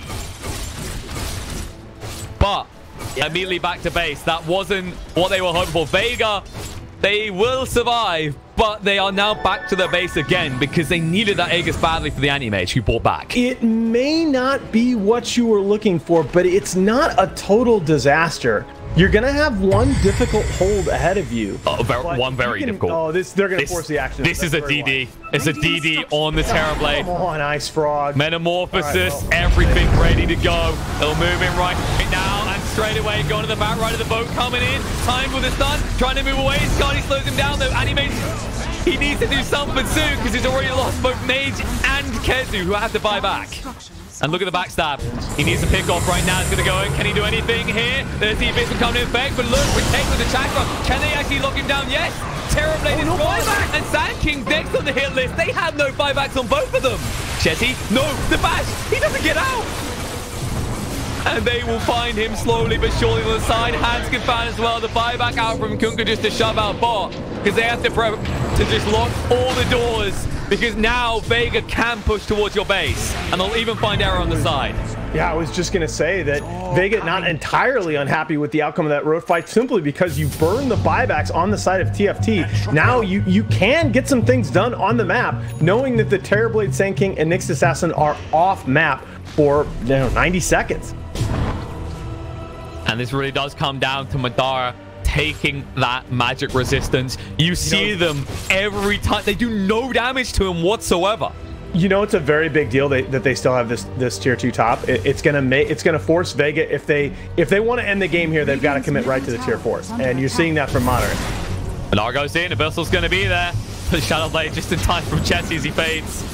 They're going to go for the tier 4s. They know it's the best opportunity. Can they end it? And they can actually end this pretty easily. This game might be over. No buybacks on either side. BKB saw behind last 2, connects on the 2, drags them out. And that looks like that's going to be it. Vega, they strike back, and their chances are looking good here because they should be able to take this to a game 3. No clip available. There we go. By Vega. What a game. The DD rune just made TFT a little bit overconfident. And Frost getting dire bottom lane steps, sensing the mega creeps. Vega have enough to turn it around. And that's late game Dota, guys. Yes, in this patch, 45 minutes is now late game.